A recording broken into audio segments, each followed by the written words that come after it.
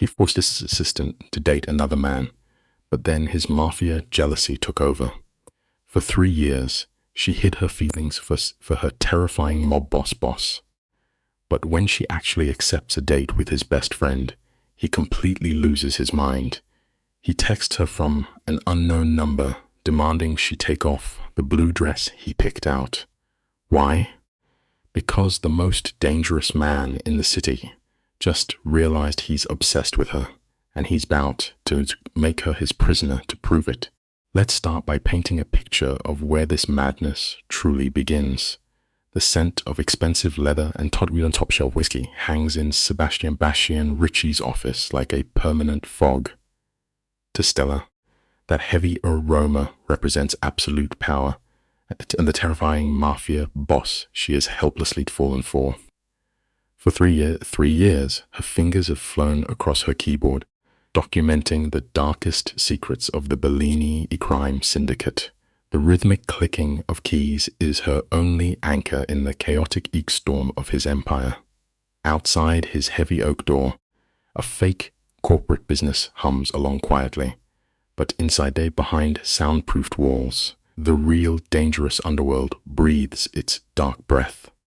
The truth we often forget is that the most toxic environments often disguise themselves as the safest places in the world. She glances at the clock on her desk, blue-eyed, watching the numbers shift to 6:47 in the evening. Most of the corporate floor cleared out an hour ago, running away from the suffocating pressure of this place. But Stella stays rooted in her chair. She always stays, waiting for Sebastian to dismiss her, silently praying his dark eyes will see more than just an assistant. Suddenly, the intercom buzzes, and she jumps.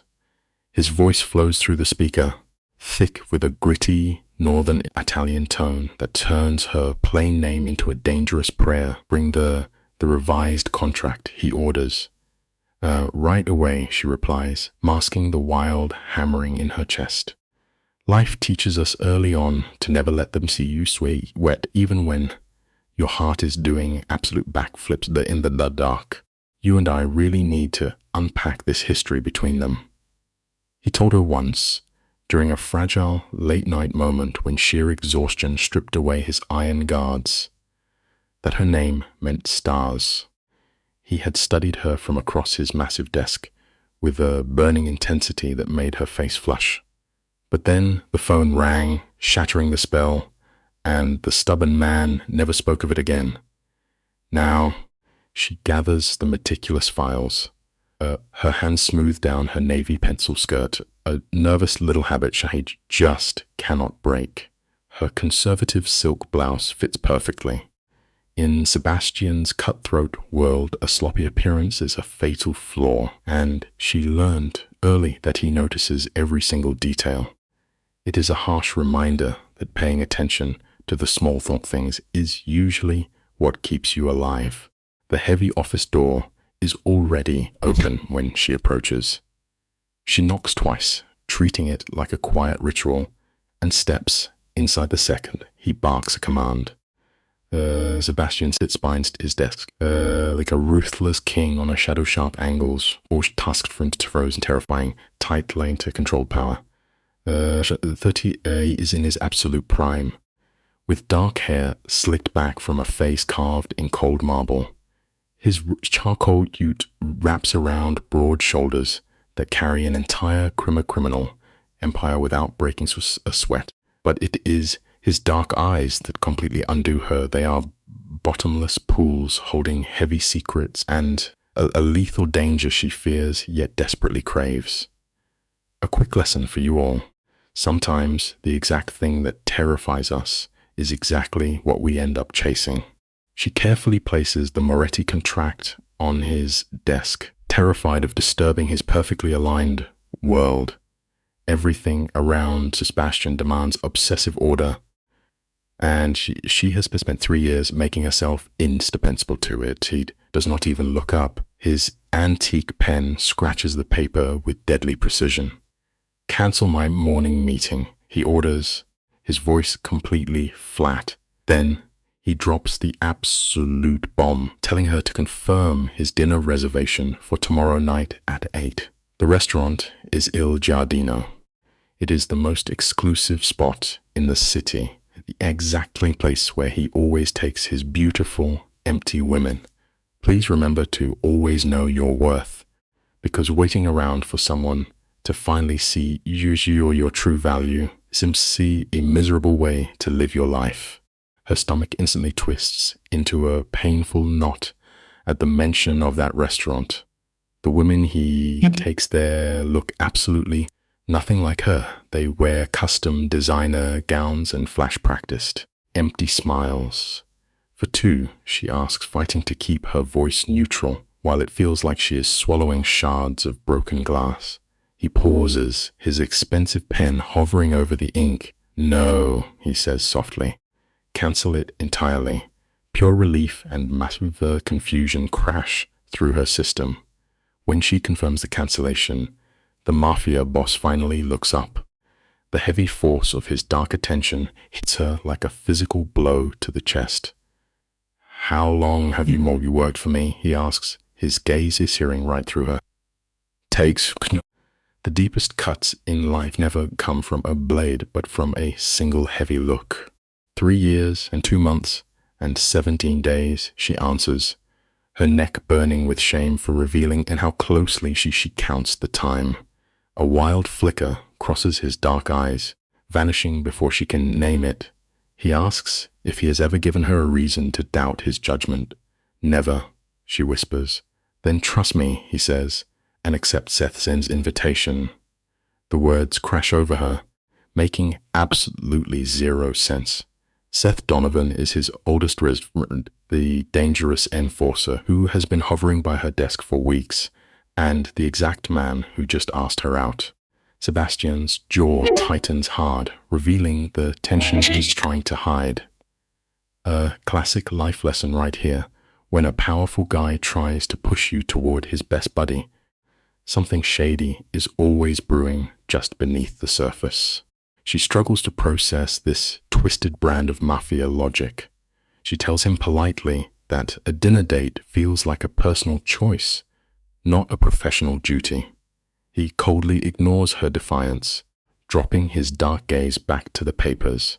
He makes it a direct order, stripping away her free will in one breath. Seth is a good man, he claims, loyal and honest by their dark standards, promising he will treat her well. His words are violently measured, each one landing like a calculated strike. He tells her she works too hard and deserves a nice evening out. A furious anger sparks deep in her chest. After 3 years of perfect devotion, this boss is casually handing her over to his enforcer. Never let anyone treat your hard-earned loyalty like a temporary inconvenience to be managed. The sharp sting of rejections pushes her to strike back. She thanks him, her voice dripping with pure venom for managing her pathetic social life. She sarcastically asks if she should put the mandated date on the official office calendar. His eyes snap up, terrible lethal danger flashing in his gaze. Careful, Miss Romano, he warns, his voice dropping to a terrifying rumble.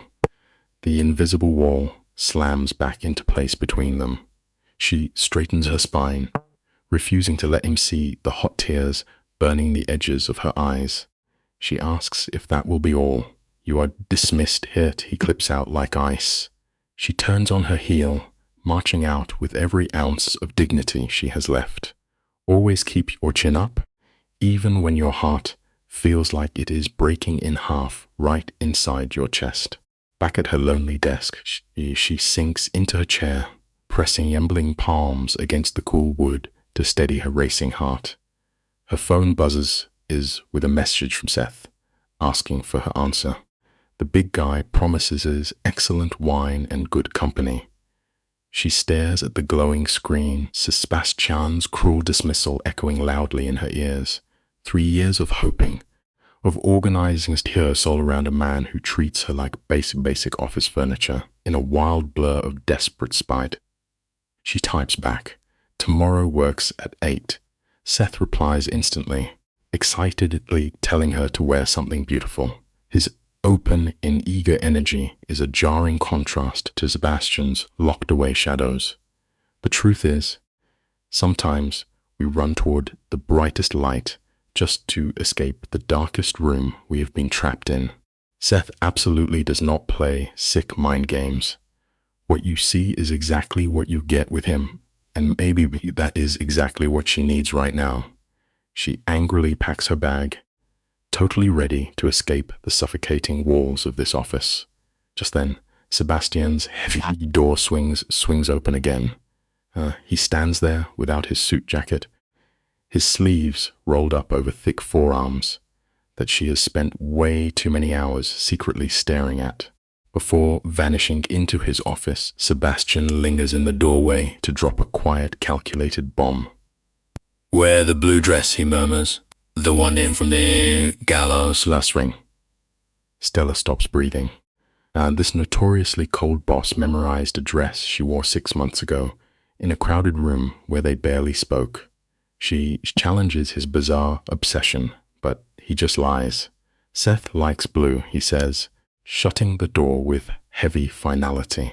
Left alone in the silent room, Stella faces a jarring irony. A man who obsessively guards his emotions is actively styling her for someone else. It is pure self-sabotage.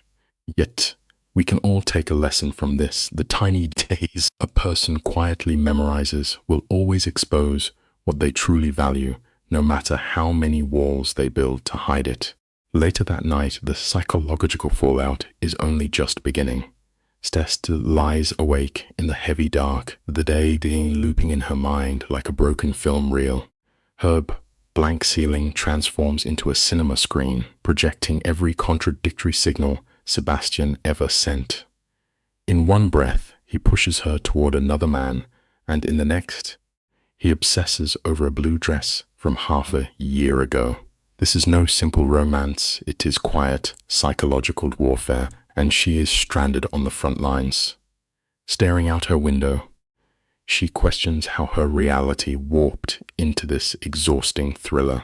You and I have probably both learned the hard truth hidden in this scene.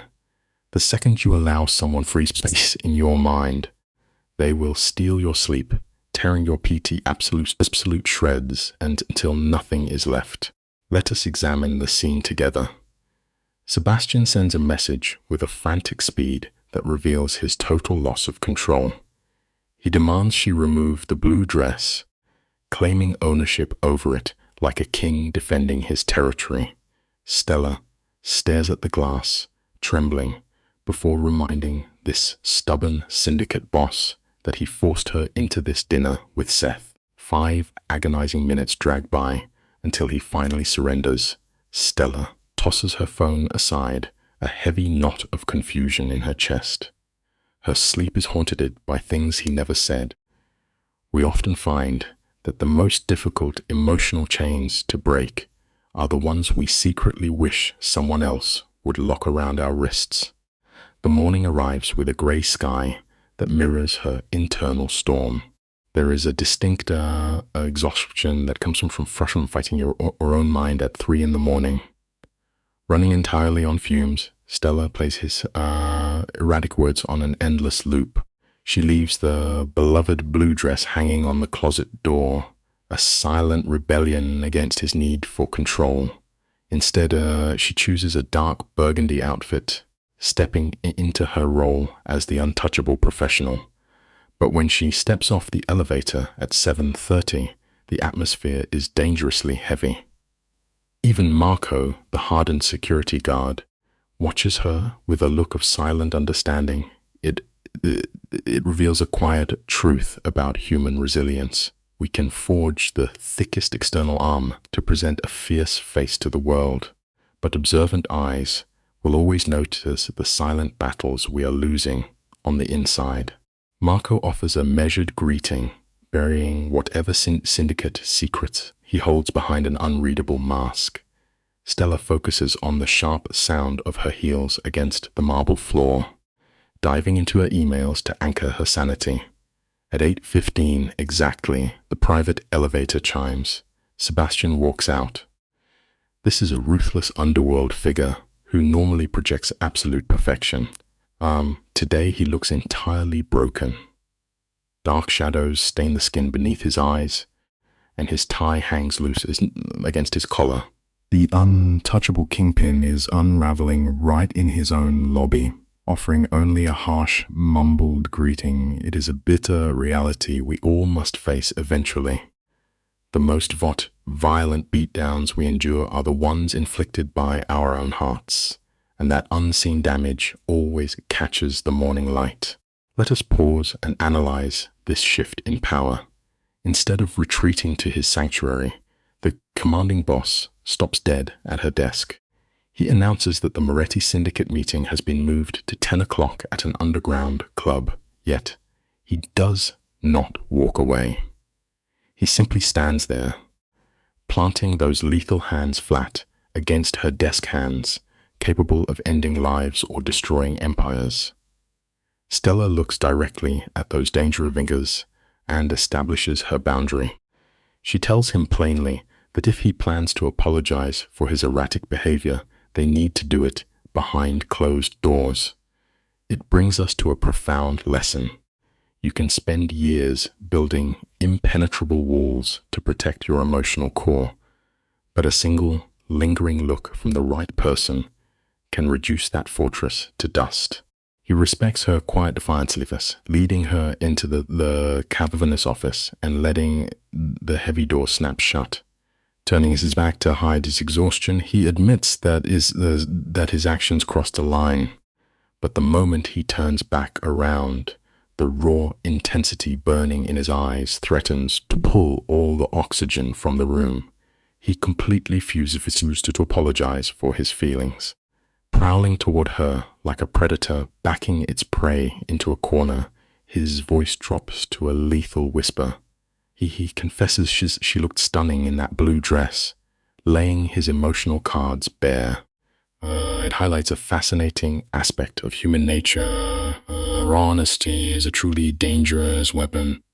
When someone stops playing psychological games and offers their absolute truth, it cuts straight through our strongest defense mechanisms. The crime lord drops a staggering confession, whispering that her true place is by his side, not hidden behind a desk. Stella fires back, challenging his logic. If he feels this possessive, why is he forcing her to date another man? His jaw clenches as he explains that Seth can offer us a safe, ordinary life far away from the malicious violence of the Syndicate. But Stella shatters the tension, asking what happens if she actually desires his dangerous complications. The atmosphere ignites, his eyes darken with pure hunger, and he steps in to claim her. Then her phone buzzes, shattering the spell completely. It is a bitter reality we must also accept. The exact moments meant to alter our destiny are so frequently ruined by the ordinary random noise of the outside world. Naturally, the interruption is a message from Seth to confirm their evening plans. Sebastian stares at the glowing screen, and you can practically hear the emotional vault locking shut inside his mind. That rare glimpse of vulnerability evaporates, replaced by the chilling persona of a crime boss. His demeanor turns to absolute ice as he coldly orders her to reply and not keep the man waiting. Stella stumbles back out into the hallway, feeling as though floor has dropped out from under her, deeply heartbroken. It teaches us a tragic lesson about relationships. We often push the people we love away, believing we are protecting them from our darkness, blind to the fact that our cold rejection inflicts the deepest wounds of all. Meanwhile, Marco observes the quiet tragedy from his post. We will unpack this arrival together. It is barely 10 in the morning, yet the office carries the suffocating tension of an illicit casino. Enter Antonio Moretti. He is the ultimate manifestation of organized crime, essentially a predator poured into a flawless suit. He pauses at Stella's desk, raking his dead, calculating eyes over her. He compliments her beauty, noting how fortunate Sebastian is to have her. It carries no warmth. It sounds exactly like a merchant calculating a price tag on a valuable asset. Her skin immediately begins to crawl. This offers a very simple rule for survival. If someone's mere presence makes your internal alarms scream in warning, you must always listen. Moments later, the heavy thud of a muffled, violent argument echoes from Sebastian's private office. The men are not shouting, but the deep vibration of their fury is literally shaking the drywall. Stella cannot decipher the words, but one does not need a translator to recognize the sound of impending violence. Finally, the door swings open. Antonio steps out, carrying the dark energy of a gathering storm. He stops at her desk, painting a fake smile across his face while his eyes remain entirely hollow. Leaning in close, he advises her to be very careful about who she falls in love with. Of the story is a chilling reminder of a stark reality. Truth announces itself with a weapon. Usually approaches hiding behind a polite smile. A second later, the is in the doorway, his sharp tone leaving her no choice but to follow. Crossing the threshold of that office feels like stepping into the path of a loaded weapon. Sebastian is pacing relentlessly by the windows, radiating a dangerous energy. He demands to know what Antonio whispered. Swallowing her dread, Stella repeats the sinister warning about being careful with her heart. Sebastian instantly freezes. You can practically see the psychological floor collapse beneath him as his jaw locks tight. Then he drops a devastating confession. Antonio already knows all about her private dinner date with Seth. The betrayal strikes Proctor like a physical blow, realizing her life was used as a pawn in a twisted syndicate game. It serves as a vital lesson in self-preservation. You must never place your loyalty in someone who willingly uses your personal secrets as a bargaining chip for their own gain. As the shock dissolves, blinding fury takes hold.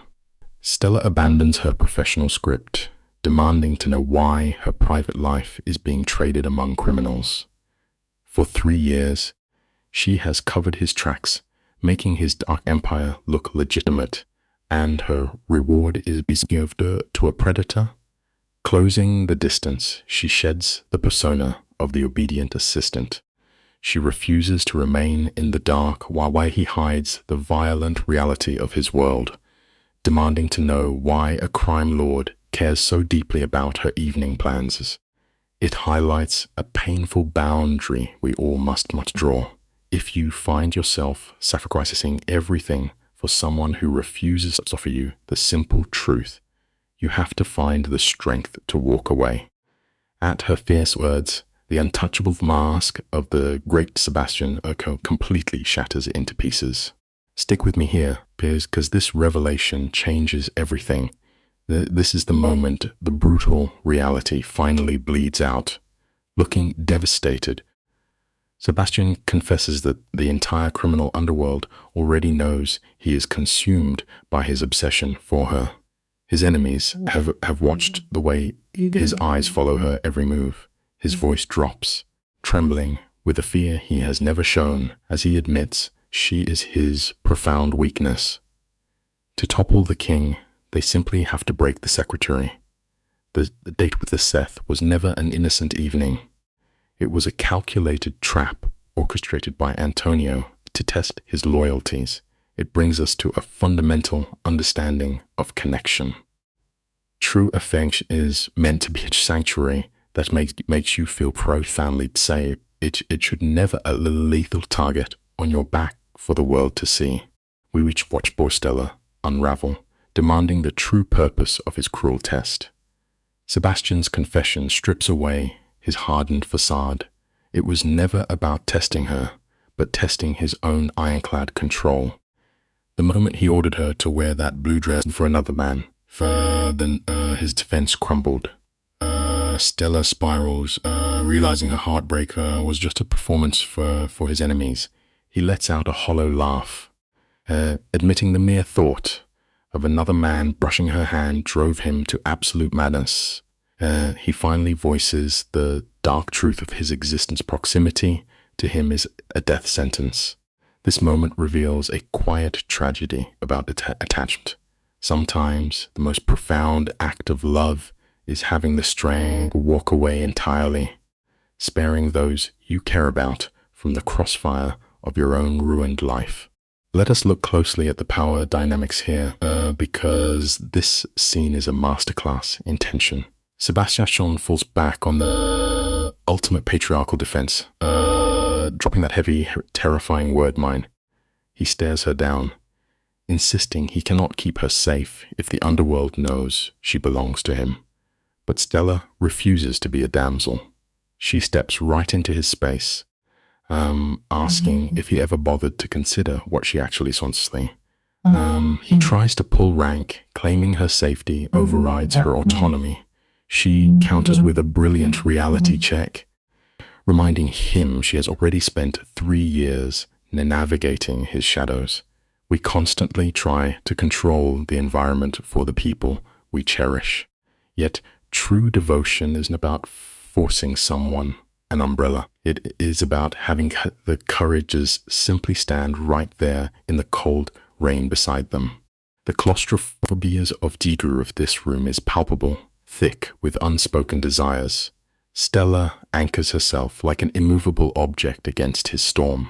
She demands to know if he genuinely believed she stayed for a salary, or if he thought she was blind to his constant stares.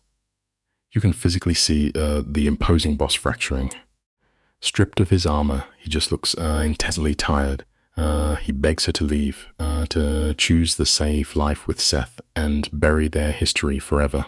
But the silence stretches, heavy and agonizing. She fleetly refused to accept his comfortable lies. Forced into a corner, he finally bleeds out a single, devastating word, everything. It forces us to confront a difficult reality. The highest form of bravery is looking someone in the eye and admitting exactly what you hung for, even when the answer completely terrifies you. You and I are about to witness the collapse of a carefully constructed facade. Sebastian finally shatters, his repressed jealousy bubbling to the surface. He confesses a dark urge to ruin Seth immediately, just to scream to the city that she is his alone. His knuckles are white, waging war against the possessive violence of his upbringing. But Stella rejects the passive role he assigned her. Though her voice trembles, she commands the Kinkoomsien to stop treating her life like a chess match. She understands his bloody reality and refuses to flee. Just as her defiance lands, the office phone shrieks, shattering the intimacy, and she answers purely on reflex. It is a striking reminder of connection. We exhaust ourselves hiding our ugliest shadows, forgetting that real loyalty means allowing others the agency to willingly walk through the fire with us. The voice echoing from the receiver is dangerously polished, carrying a cold confidence that instantly turns Stella's blood to ice. The stranger speaks with a sickening politeness, murmuring about how much he has heard about her. The second Stella demands a name. Sebastian transforms. Every muscle locks. His expression hardens into pure, absolute violence. The phantom caller casually wishes her a wonderful evening with Seth, masking a suffocating death threat beneath a pleasant tone. Then, dead silence. Stella drops the phone, her hands trembling uncontrollably. Beside her, Sebastian is completely unrecognizable, his jaw wound tight enough to snap. The vulnerable man from a moment ago is entirely erased. It is a bitter pill we all eventually swallow. Just as we carve out a quiet second to finally process our deepest feelings, the chaotic underworld will inevitably kick the door down and demand its due. The emotionally torn lover we just saw is instantly consumed by the ruthless syndicate boss, a side of him Stella has only witnessed in nightmares. Sebastian's voice tears through the heavy oak doors, roaring for his top enforcer. Marco breaches the room in seconds, weapon drawn, primed for bloodshed, eyes dead and hollow. Sebastian barks orders to drag Stella to the bunker and trace the signal. He lays down a portion and looks at her without his permission. When Stella attempts to challenge this reaction, his freezing tone cuts her off. The king's territory has been threatened, and he is locking down the fortress. It illustrates a tragic flaw in human psychology. When absolute panic takes the wheel, our primary instinct is to build massive walls around the people we love, completely blind to the fact that those very walls quickly become a suffocating prison. Sebastian lays out the chilling reality without a drop of sugarcoating. That phone call was an arrogant display of power, proving his enemies watch her every move. As Marco reaches for her arm, Stella anchors herself to the floor, refusing to be treated like cargo. She throws his toxic need for control right back at his chest, demanding he stop playing God with her destiny. She will not hide in a concrete box while he fights his wars alone. Beneath his blind panic, a flicker of profound respect crosses Sebastian's eyes. He tries to warn her of the horrific violence ahead, but she screams right back, demanding the gruesome reality over his sanitized illusion of safety. It is a vital turning point. Genuine security is never found by keeping someone safely in the dark. True trust is handing them the heaviest, ugliest truth you possess and deciding to carry the crushing weight of it together. Let us pause and consider the sheer magnitude of what it takes to terrify a man who orchestrates violence for a living. Standing her ground, Stella demands the names of their hunters. With a slow, silent glare, Sebastian forces his deadliest enforcer to leave the room. He moves methodically to the decanter, pouring a brutal measure of scotch. Stella knows the unwritten rule: he never touches liquor before dusk unless someone is marked for death. He drops the anvil. It is the Calabrese family. They have been circling his empire, probing for a fracture. Holding her gaze, he admits the agonizing truth: she is the singular weakness they plan to exploit. He swallows the drink like poison. It is a profound realization about the human condition. Our most fatal vulnerabilities are rarely the physical defenses we lack, but rather the very people we deeply allow ourselves to love. Stella connects the horrifying dots, whispering that the syndicate is targeting her simply because he cares. Sebastian immediately shatters that understatement. He corrects her, his voice heavy with defeat. They want her because he is entirely, desperately in love with her. He confesses it like a grim diagnosis, 2 long years of silent obsession. He admits it started during a soul-crushing midnight audit, when she passed out at her desk with ink smeared on her cheek. The memory physically knocks the wind out of her.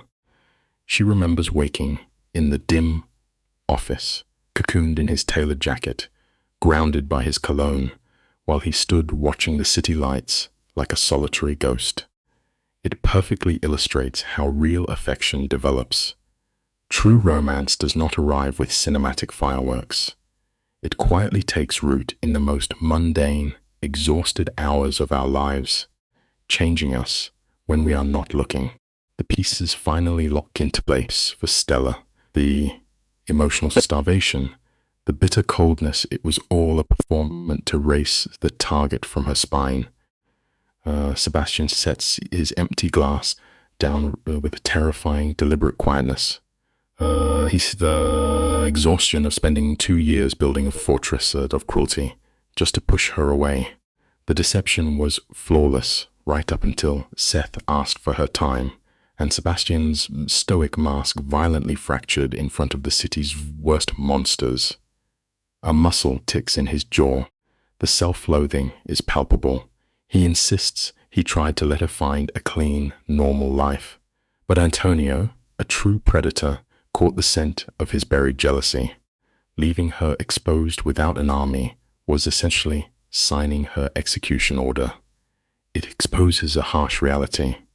You can spend years lying to your own reflection, but the wolves watching from the tree line will always see right through the disguise. The Don lays out the brutal mathematics of his world. If his own lieutenants could see him breaking over her, the entire criminal underground already knew. He was trapped in an impossible binary: formally crown her as his queen or violently exile her. Turning his back, he stares into the sprawling, toxic city. He reveals that pushing her towards Seth was supposed to be his agonizing final act, a magic trick to convince the syndicates she meant absolutely nothing. But that chilling phone call burned his theater to the ground. His enemies saw past the smoke, and now they know exactly where to slide the blade to watch him, the untouchable king, bleed out. Hearing the absolute defeat in his voice, Stella does the unthinkable and steps closer to the monster. It proves that treating your heart like a strategic chessboard is foolish. When we perform indifference, we just leave our loved ones standing unprotected in the line of fire. Stick with me, because you and I are about to see the power dynamic flip. Stella demands to know what the cartels truly desires. For a rare second, as Sebastian drops his armor, confessing his enemies want his underworld throne. To them, Stella is just the bait meant to shatter his focus. Quickly, the dictator returns, barking cold orders for her to accept guards and hide in a safe house. Stella refuses the role of submissive pawn. She steps into his space, dismantling his toxic hypocrisy, accusing him of locking her inside a gilded birdcage. He frames his dominance as protection, but she exposes it as suffocating control. We are left with a profound realization. Wrapping an iron chain in velvet does not make it an embrace. Real love demands the courage to let your partner stand and fight the shadows right beside you. Sebastian cracks, declaring her desires mean nothing when her survival is at stake. The cruel words hang like suffocating smoke. Visibly disgusted by his own viciousness, he closes his eyes, but Stella remains immovable. She exposes his twisted reality, where caging her is acceptable as long as she stays breathing. Suddenly, the ruthless Mafia king shatters. His voice actually fractures. He confesses that if she caught a bullet because of his violent life, the sheer guilt would destroy him. He orders violence without a second thought, yet the idea of her bleeding brings him to his knees. This reveals a profound truth about the human condition. The exact thing that gives us our ultimate strength is also our deepest vulnerability. The people we love fiercely serve as both our greatest armor and our absolute fatal weakness. Stella's voice drops to a steady whisper. She demands a genuine choice, not a dictator's ultimatum. Sebastian stares back, desperation burning through his mask. He offers two bleak paths. Let him lock her away under heavy guard, or leave forever so he can convince his enemies she means nothing. Stella sees through the mobster facade to a man suffocating from panic. He is not a villain, he is paralyzed by fear. Refusing this toxic logic, Stella demands a third option. She rejects the safe house, refuses to flee, and decides to stand directly in the crossfire by his side. This highlights a profoundly resonant truth. We constantly attempt to organize our existence into perfectly boxes, but the most authentic paths in life require us to abandon our comfortable shelters and step straight into the fire together. You and I are going to unpack this together. Is Stella losing her mind, or crafting a masterstroke? She pushes the Mafia Don to claim her openly before the entire underworld. Rather than making her a victim, this acts as a fierce battle cry. If his enemies are painting a target on her back anyway, she chooses to stand in the spotlight, wielding the terrifying weight of his reputation as her shield. Sebastian's eyes ignite with dangerous hunger. He steps close, warning that going public is a permanent brand. She will be chained to his chaotic nightmare, inheriting every rival and stray bullet. The underlying truth here is undeniably real. Loving someone completely means embracing their entire existence. You cannot live in the comfortable light. That's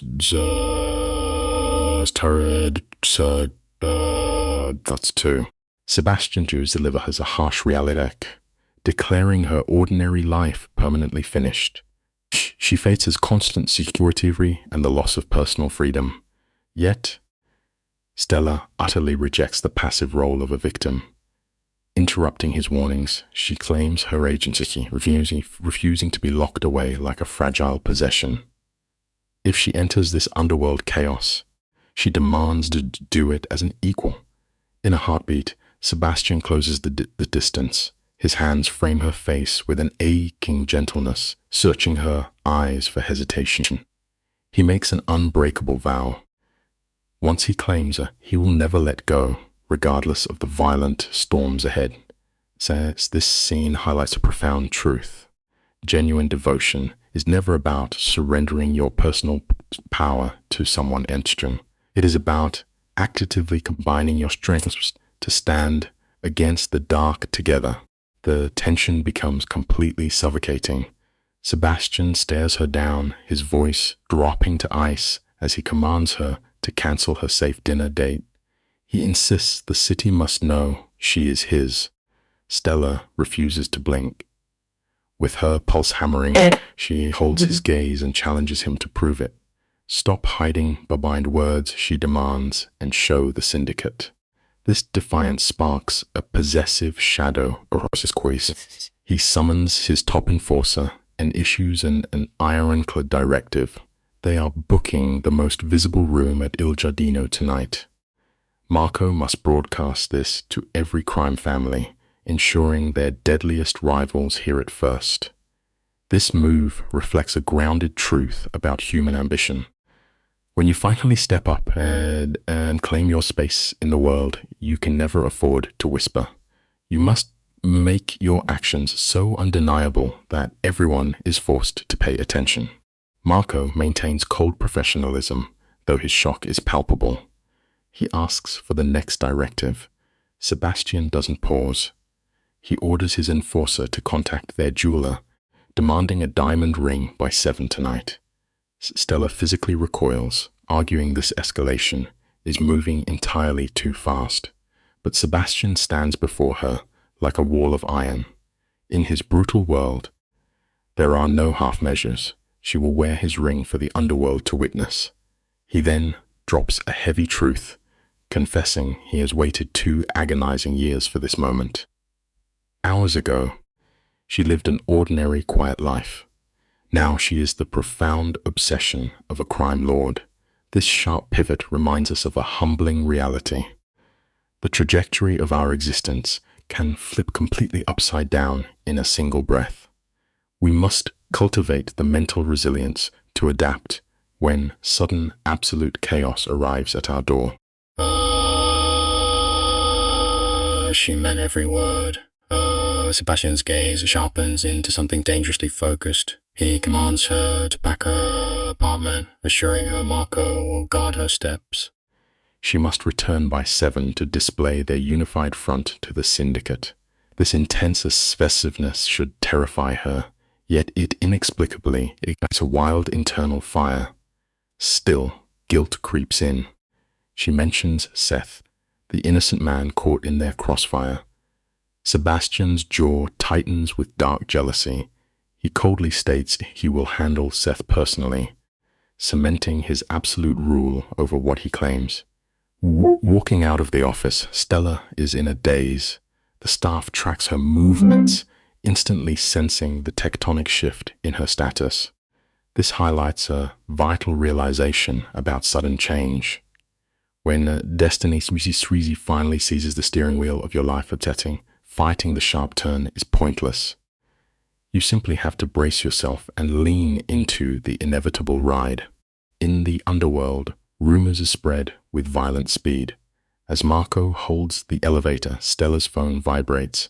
It is a text from Seth confirming their normal date. Guilt washes over her. Seth represents pure safety, a decent man offering a stable future. Yet she is abandoning him because a ruthless Mafia Don just confessed a consuming of subscription. The contrast is jarring. Before she can type an apology, a second message appears. It is Sebastian. The stark text orders her not to reply, promising he will handle it and demanding her trust. You and I must recognize something crucial about human desire. True, transformative passion rarely chooses this safe, predictable road. Stella drops her phone into her bag and steps into the elevator, leaving her quiet past behind. She is plunged headfirst into a dangerous, intoxicating unknown, completely ready for the fall. The black stand blows past the turn to Stella Adess' apartment.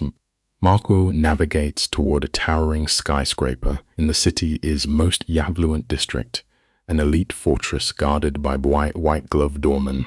Stella panics, stating this is not her home. Marco Arseface is a complete wall. He calmly explains she is relocated to Sebastian's private property until the cartel heat fades. Then comes the jarring psychological blow. Marco casually mentions her belongings have already been transferred. No warning, no discussion, zero permission. The sheer reality of Sebastian's absolute intrudes hits her chest like a truck. It is deeply suffocating. Yet, Marco meets her gaze with cold truth, stating the boss is keeping her alive. This forces us to confront a difficult reality about power and protection. Sometimes, the promise of ultimate safety looks exactly like a locked, gilded cage. Marco's cold reality hits Stella hard. Her old apartment offered zero for security. A rival hitman could have easily kicked her door in. Despite how suffocating his methods are, she accepts this move as a survival necessity. They ride to the 20th floor, stepping into a massive penthouse. Stella is blasted by an imposing display of extreme wealth. Floor-to-ceiling windows showcase the glittering skyline. The furniture belongs in a museum, and a priceless painting hangs above the fireplace. It is a mesmerizing space.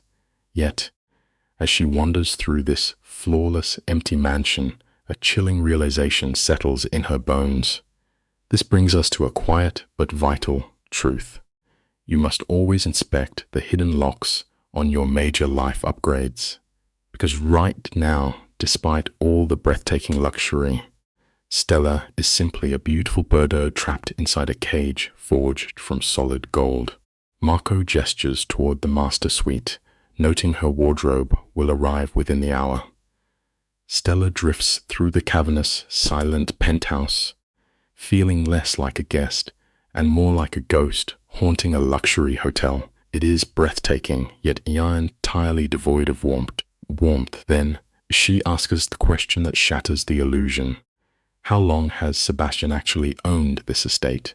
Marco barely blinks before answering. 3 months. The realization strikes her like a physical blow. 3 months ago was exactly when Seth first asked her out. The Don was not reacting to a crisis. He was steadily constructing a gilded cage, waiting for the precise moment to lock the door. You and I must recognize this chilling truth. We often mistake sudden actions for impulse, completely missing the silent architects who have been meticulously building our fiat in the shadows all along. Stella stands caught in the terrifying space between righteous fury and undeniable awe. Marco offers a courteous nod and slips out, leaving her to uncover the true depth of her captivity. Opening the pantry, she finds her exact brand of obscure coffee and the specific dark chocolate she hides in her office desk. The bathroom mirrors this obsession. Her favorite shampoo, her daily lotions, even her preferred toothpaste sit perfectly aligned on the marble. This man has not just been watching her, he has been studying her existence with academic precision.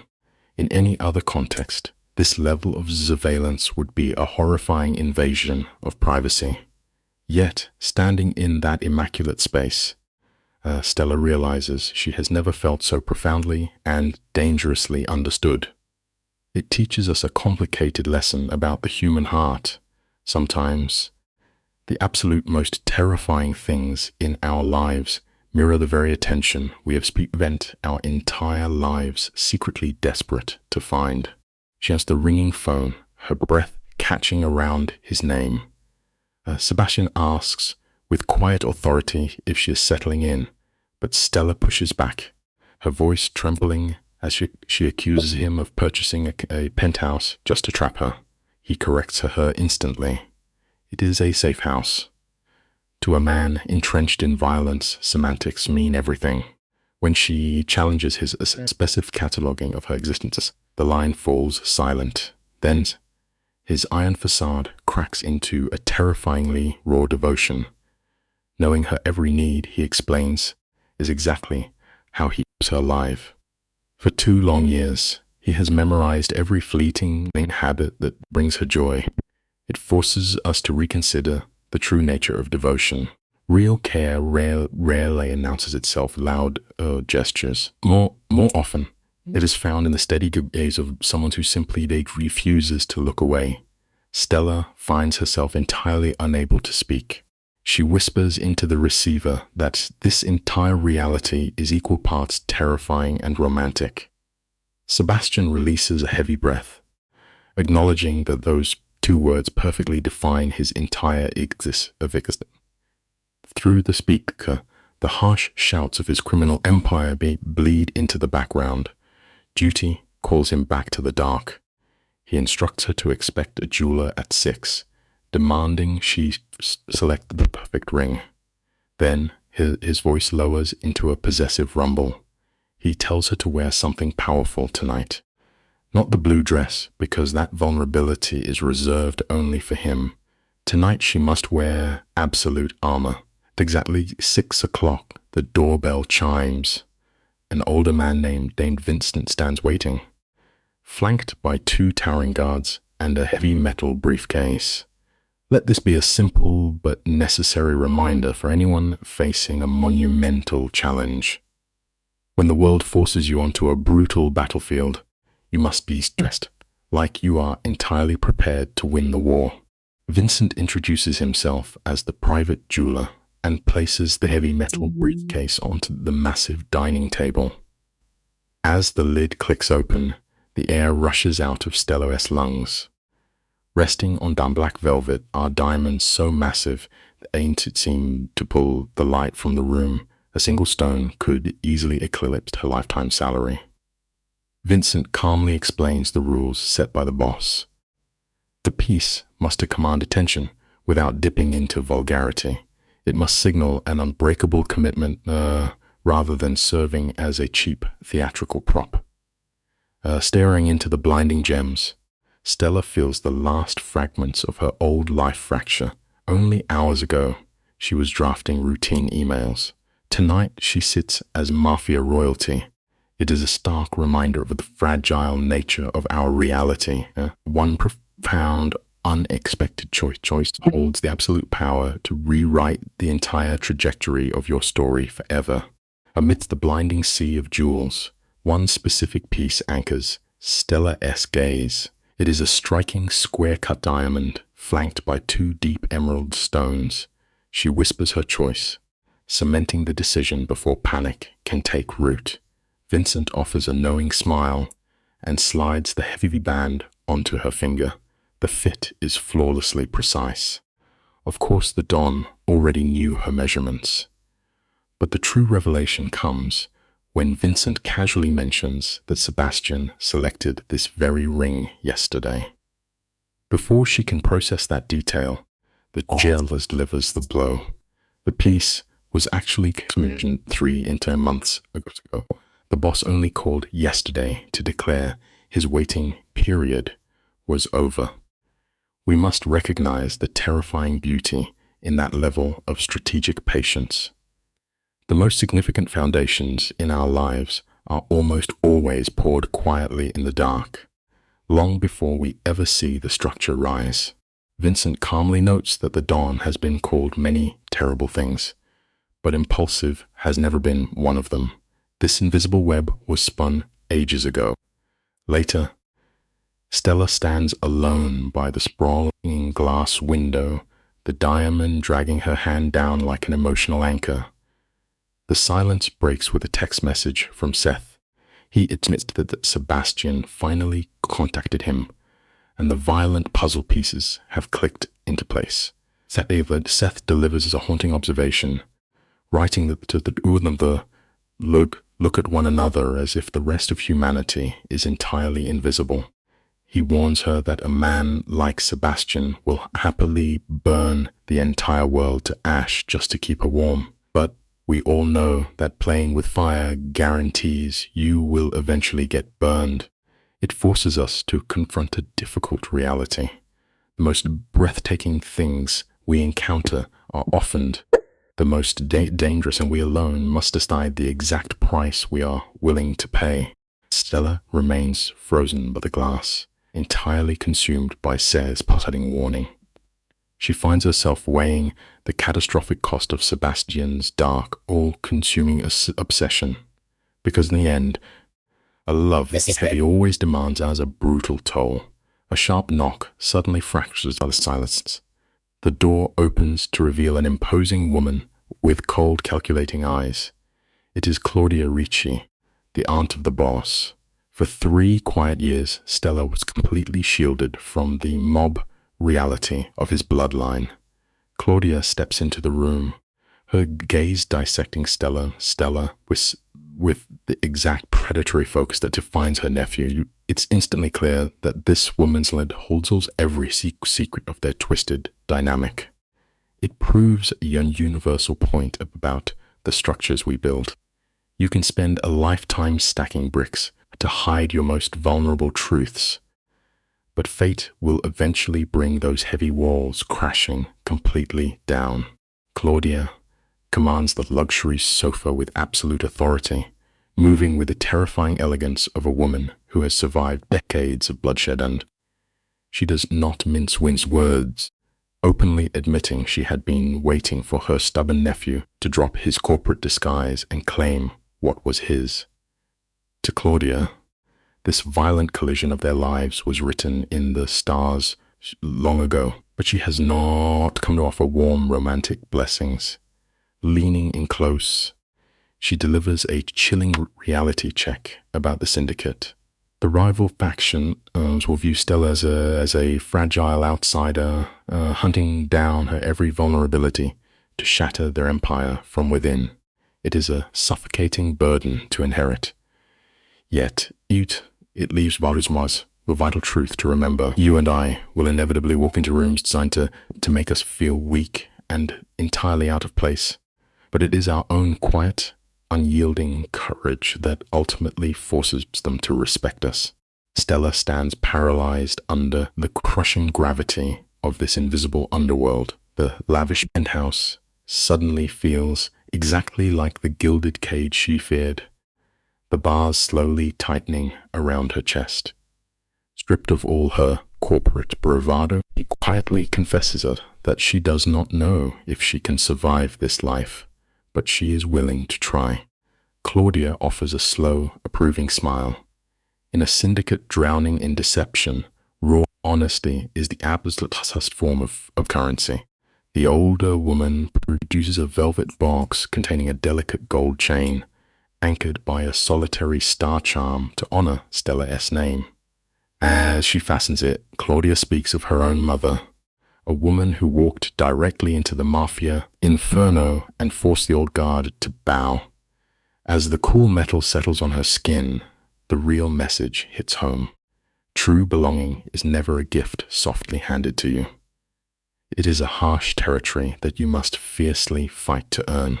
Lista's delicate gold chain is not an archaic brand marking her as the property of a crime boss. Instead, it serves as a physical manifestation of her own agency, proof that she is actively choosing to step into the flames. Tears threaten to spill as Stella whispers her gratitude, but Claudia dismisses the emotion with a sharp wave. The matriarch warns that this brutal life will inevitably draw blood, yet she vows to guide the younger woman through the dark. Then Claudia reveals the immediate threat. The rival Calabrese faction is already circling the waters, and Sebastian is playing a reckless game of chess just to ensure Stella survives the night. When the violence erupts, absolute trust will be her only shield. It perfectly mirrors the terrifying loss of control we all eventually face.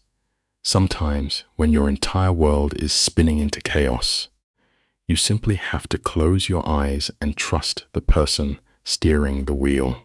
Stella crosses the boundary into the criminal underworld, surrendering to the man her mind begs her to flee. Reason vanishes when your heart is held hostage. By 7 o'clock, Marco arrives to escort her to headquarters. She wears a sharp, pitch-black dress, a type of dark armor that transforms quiet terror into cold authority. The office building sits in total silence, broken only by the light bleeding from beneath the boss's door. Marco knocks. As Stella crosses the threshold, Sebastian raises his head. The raw starvation in his gaze strikes her with physical force. It reveals a simple truth about human nature. You can build the highest walls, but when you deeply want someone, your eyes will always confess your secrets to the world. You and I have seen that wild look before, that dangerous collision of possession and absolute worship. Sebastian speaks in a heavy whisper, calling her beautiful.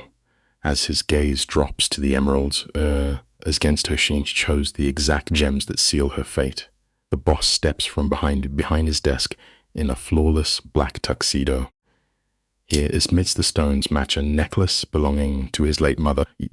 He orchestrated this test and making sure Stella understood the gravity of joining his crime family. When she asks him what she is actually walking into, a slow smile spreads across his face. Everything, he replies. It brings up a heavy realization. Deep down, we all secretly crave someone brave enough to hand over their broken world just to keep us near. He means the word in its absolute entirety. Moving with slow precision, Sebastian produces a velvet box from the shadows. Inside lies a heavy emerald necklace carrying the ghosts of his violent past. It was a wedding gift to his mother from a father who lived and died by the guard.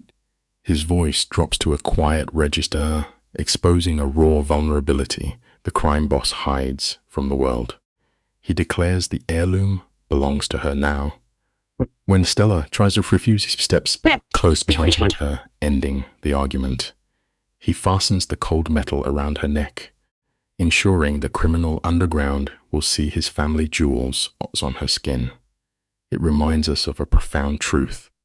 It is a terrifying yet beautiful thing to be loved loudly by a man who usually operates in total silence. Sebastian brings his hands up to frame her face, anchoring her in the eye of this mafia storm. He reveals that the real war is just beginning.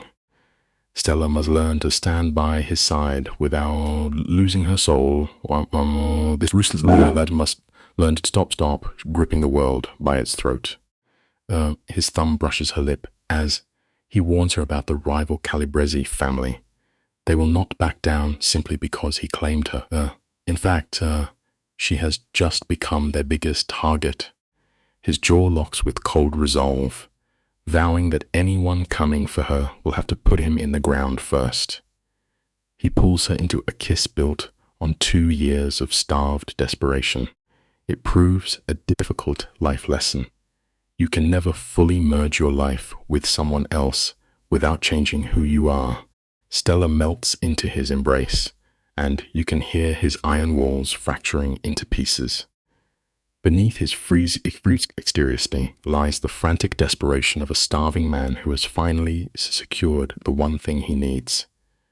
When they pull apart, struggling for air, he rests his forehead against hers, asking if she is ready to show the city exactly who holds her heart.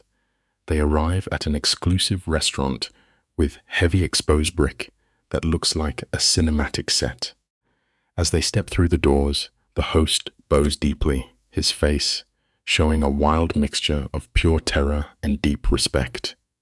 Every single patron stops eating to stare at the couple. It leaves us with an undeniable truth about power. No matter how tough you act, true love will always strip you down to your bare foundation. Sebastian rests his hand on the small of Stella's back, a silent claim as they move through an ocean of watchful eyes. He walks with the heavy authority of a man who owns the city, mainly because he does.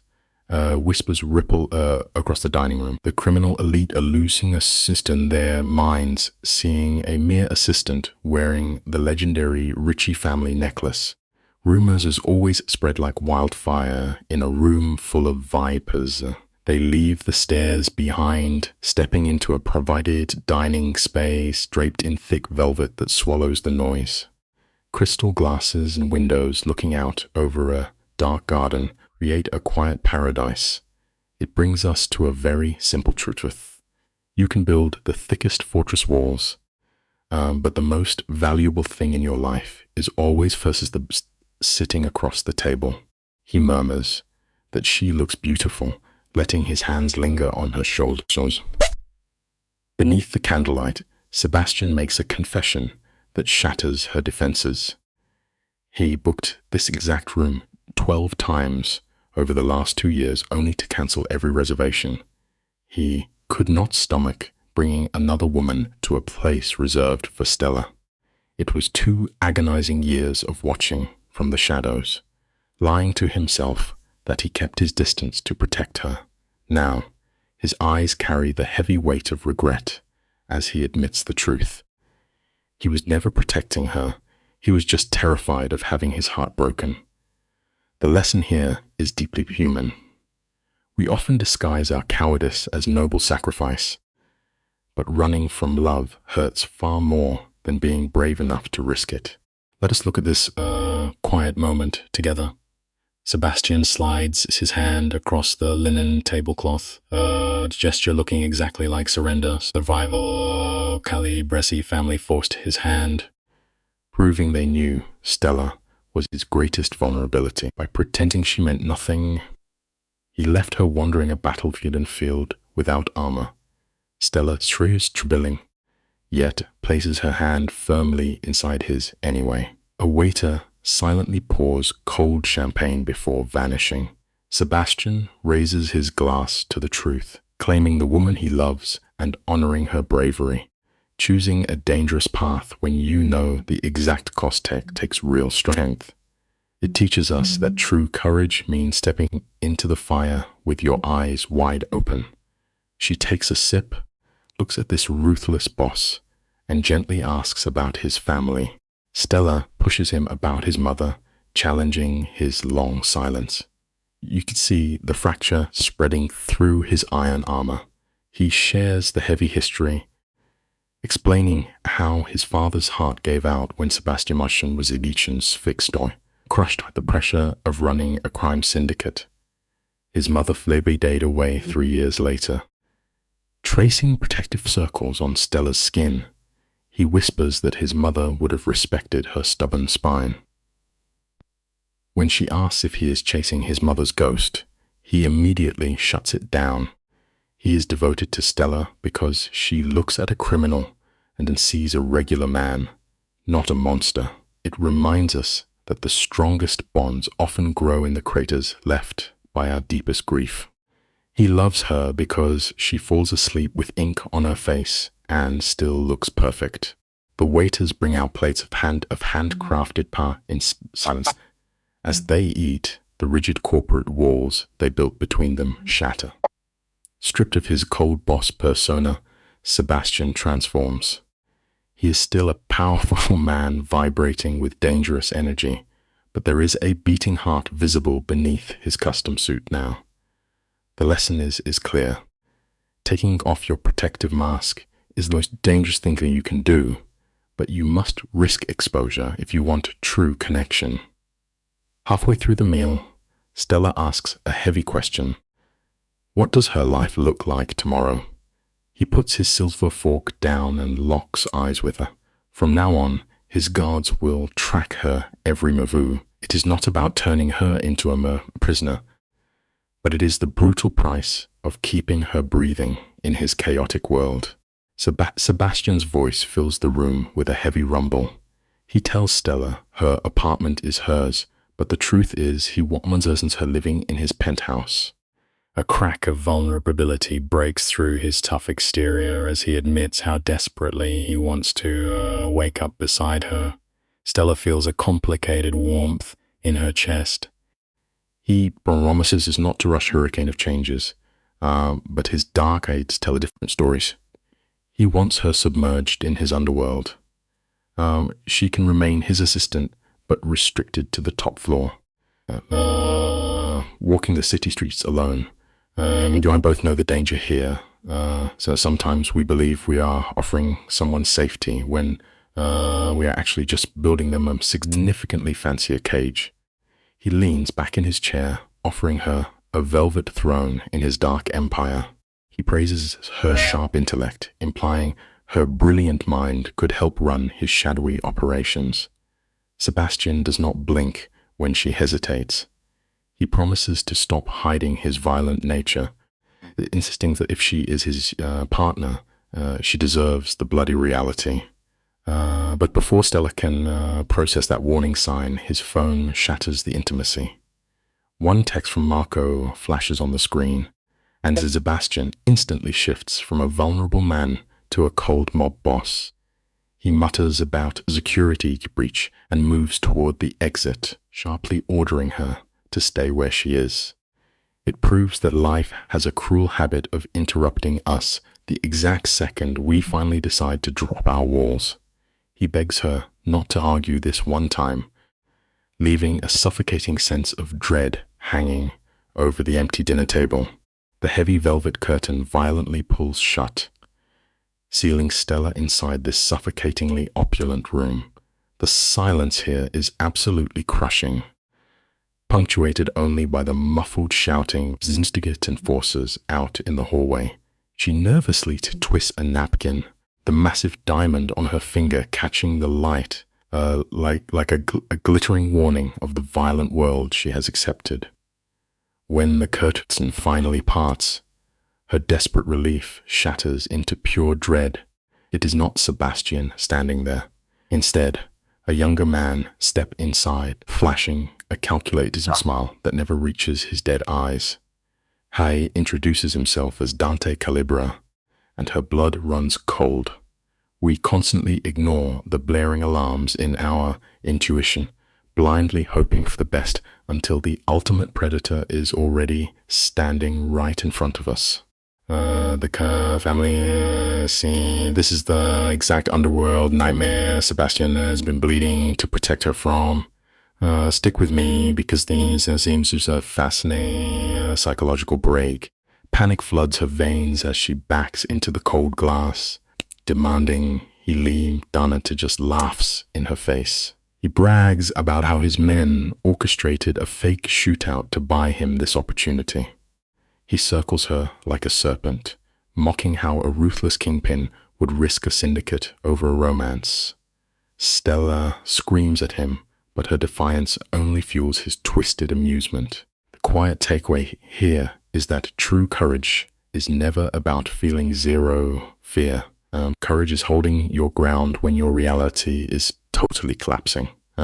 Leaning in, he drops the cold truth. She is leaving with him tonight. Dante sneers, promising a very painful chat about Sebastian and his brutal expansion tactics. Stella absolutely refuses to back down. The atmosphere shifts instantly when Dante reaches under his air jacket, revealing the freezing steel of her handgun. The romantic dinner illusion is officially dead. He offers her the classic ultimatum, the easy way or the painful way.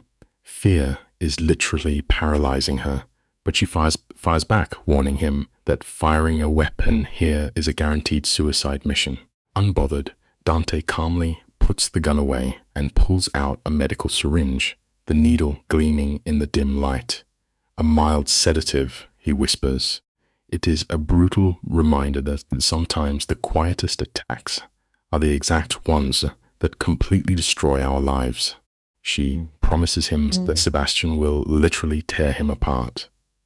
Dante hits her with an arrogant smirk, pointing out they have to actually find him first. When he suddenly lunges, Stella drops into pure survival mode. She grabs a heavy champagne bottle and ends wildly. Dante easily dodges it, his sick laughter echoing through the room. He is completely intoxicated by the hunt. She let out a desperate scream, scrambling backward. Then the velvet curtain is violently ripped from its rings. Sebastian stands in the doorway, his expression pure nightmare fuel. He radiates the hollow energy of a natural killer. It proves you never fully grasp the dangerous monster hiding inside someone until a rival tries to take them away. Unfazed, Dante violently dares him to start a mob war. Dante finally freezes, processing the terrifying stillness rolling off Sebastian. The boss drops a whisper that sounds like an open grave, swearing he will erase Dante and his family tree from the earth by sunrise. You and I need to carefully unpack this moment, because that was not a mere warning, it was a blood oath. Marco slides out of the shadows, weapon raised, backed by an army sealing the exits. Dante throws his hands up with a disgusting smirk, claiming the game's far from over. But Sebastian steps forward, vibrating with a Lee rages. He states the game ended the exact second Dante looked his woman. The hard lesson here is that crossing the wrong boundary does not just create drama, it seals your absolute doom. He coldly orders Marco to drag the trash outside. Marco fiercely grabs Dante, dragging him into the hallway before the heavy doors slam shut. Sebastian crosses the room in 2 massive strides. The very same hands that casually destroy rival empires are shockingly gentle right now. He frames her face, scanning for a scratch, demanding to know if Dante touched her.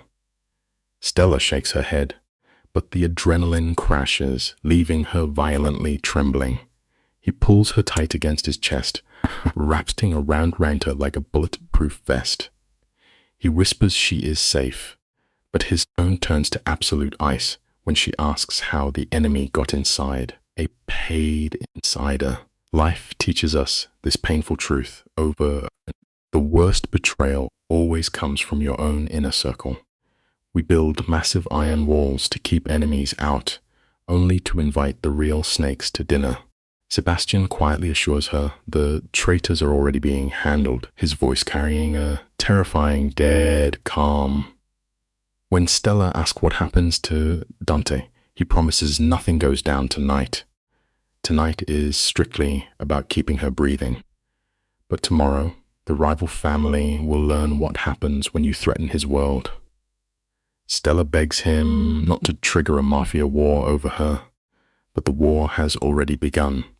He tells her she is his absolute limit, and anyone who crosses it pays the blood tax. She is genuinely terrified by the sheer weight of his devotion. It is incredibly true what they say. Love is a stunning thing, but an obsessed love is a raging wildfire that will gladly burn a city to the ground. It shows how dangerous a man becomes when he finds what he cannot lose. Stick with me here, because this specific moment permanently shifts their dynamic. Stella whispers that she just wants to go home, desperate for the boring safety of her apartment. Sebastian shuts that delusion down instantly. She's going straight to his penthouse, the one fortress he completely controls. Pressing his forehead gently against hers, he simply asks her to let him protect her. She is way too exhausted to fight back, so she silently nods.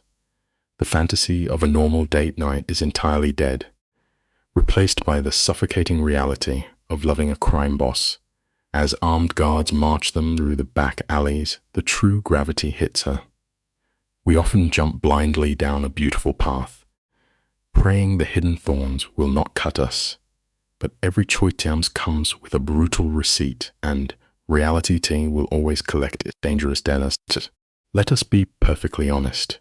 Loving a literal underworld boss like Sebastian is exactly like holding a loaded weapon right against your own neck. By standing beside him, Stella stepped straight into the crosshairs of his ruthless rivals, making herself the perfect leverage to break him. But here is the fascinating part. She chose him anyway. She looked at the glaring warning signs, the violence and the terror, and decided she was all in. It teaches you a harsh but beautiful lesson about the human heart. We will willingly walk into a Category 5 hurricane if it means standing next to the person we truly care about. Soon they arrive at his massive penthouse that consumes the entire top floor. She had only ever pictured his lonely late nights in that private elevator. But stepping place inside, the reality was entirely different. This place was massive. It featured rich dark wood, vintage leather, and towering glass, looking out over the glittering city skyline.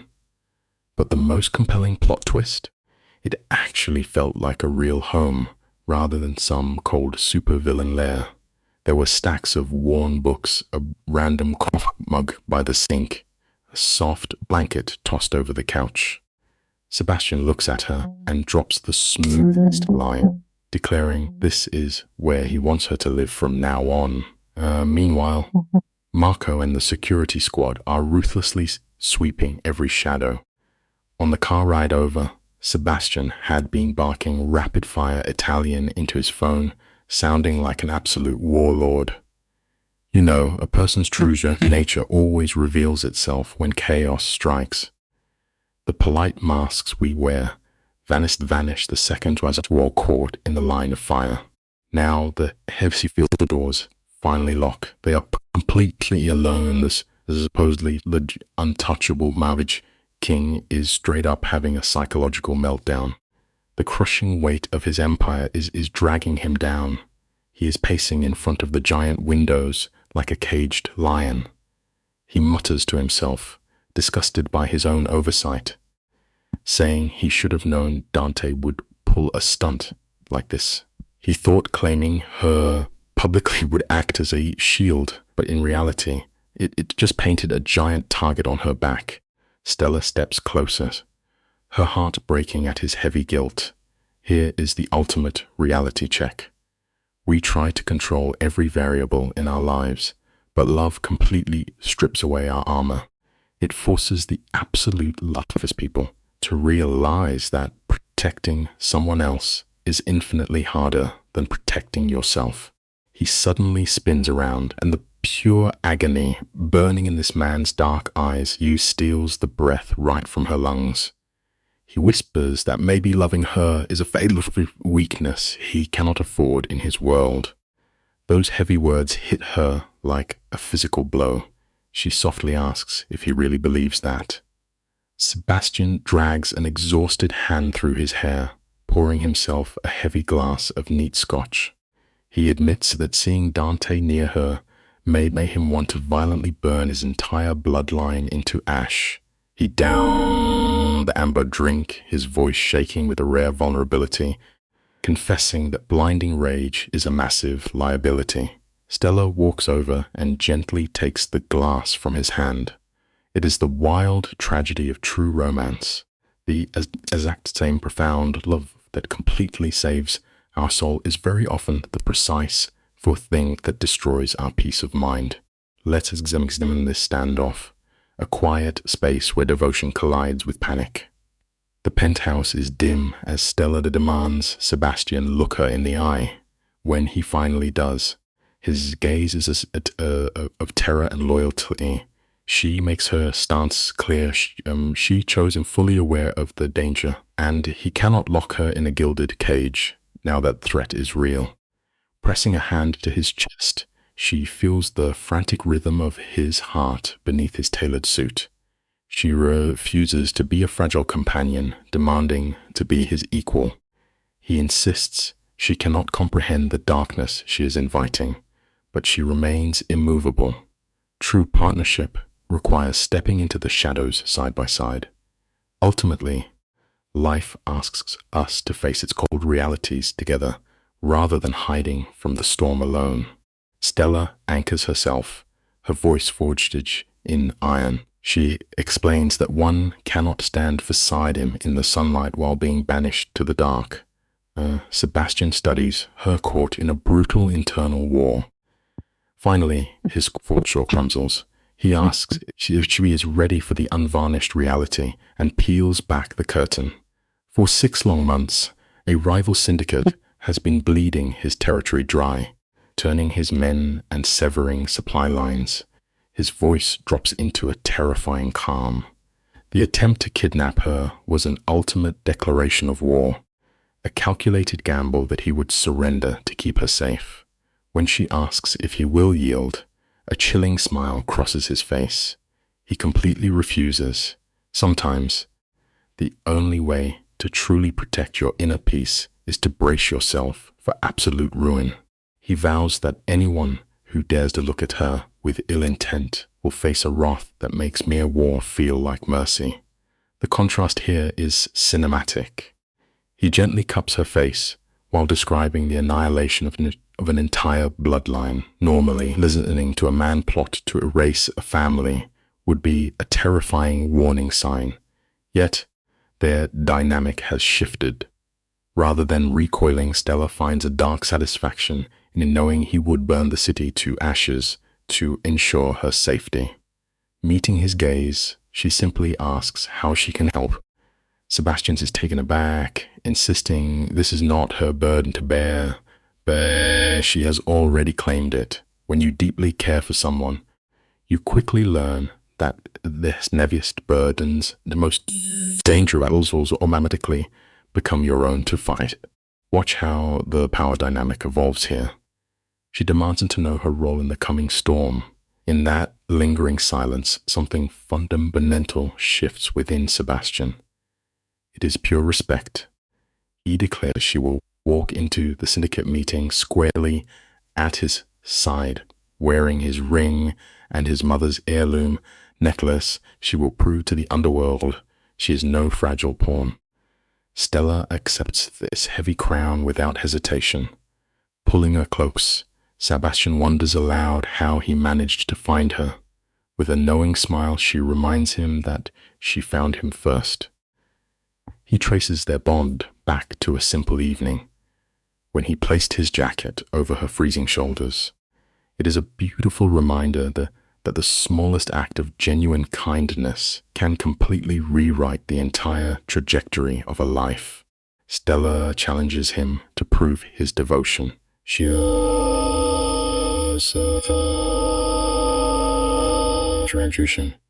simply wants the man himself, anchored in the present moment.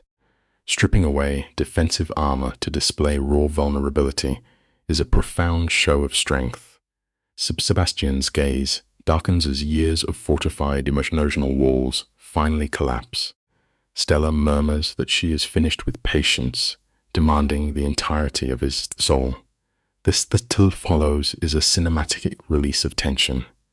It is not polite, but the collision of 2 years of emotional starvation meeting an overwhelming feast. He pauses briefly, seeking her final consent.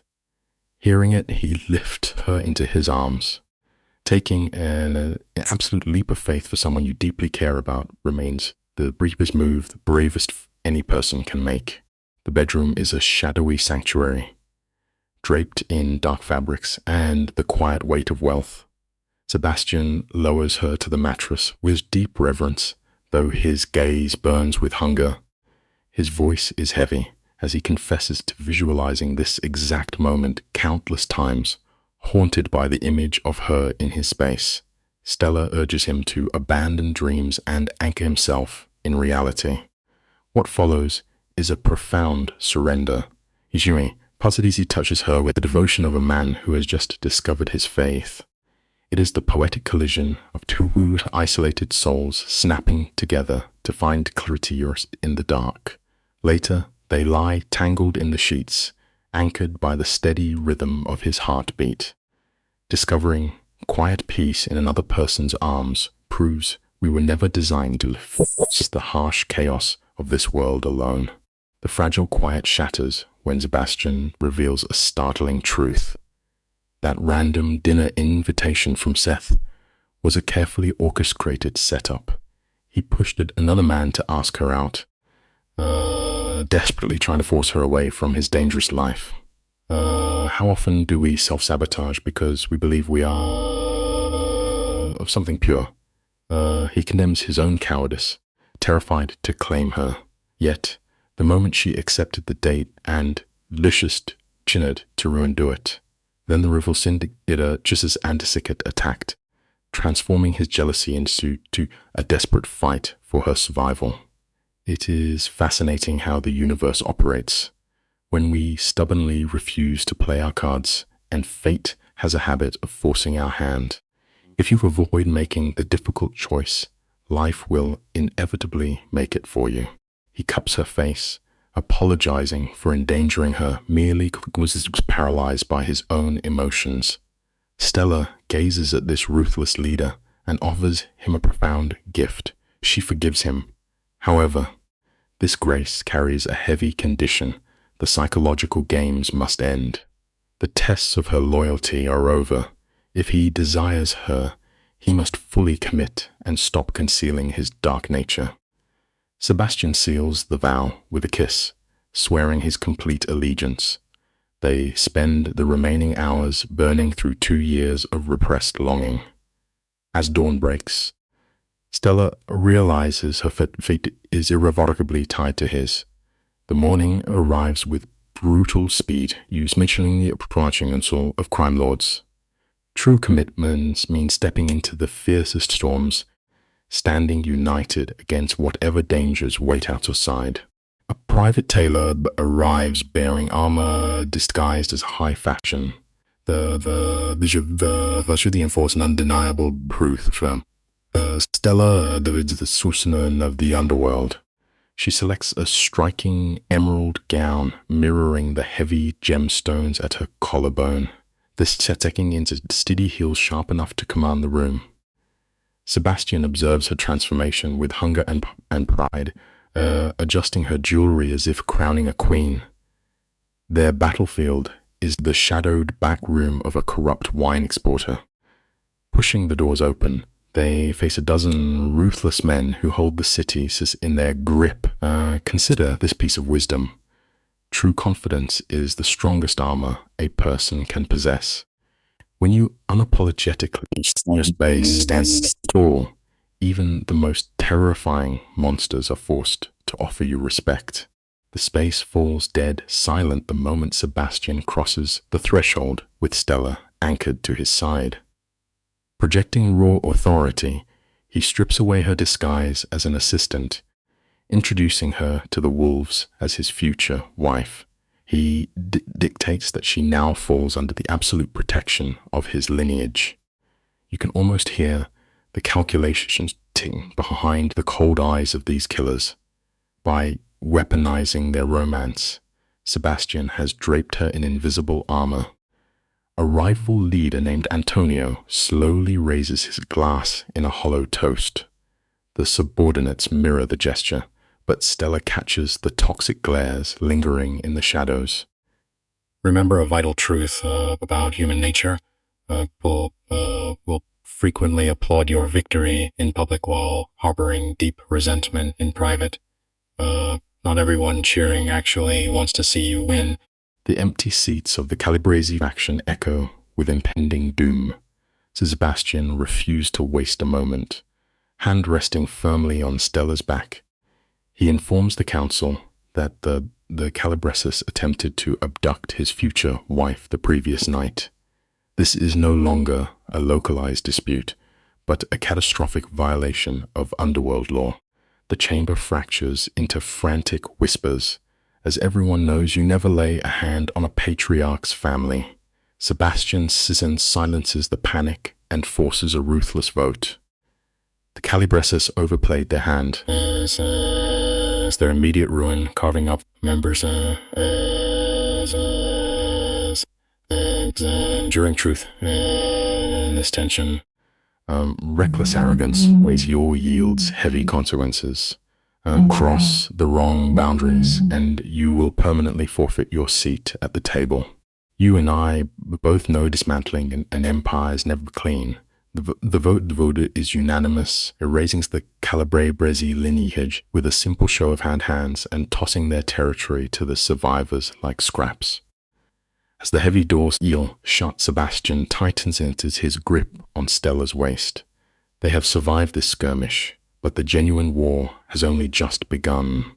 A sprawling criminal syndicate does not fade without exacting a toll of brutal retaliation.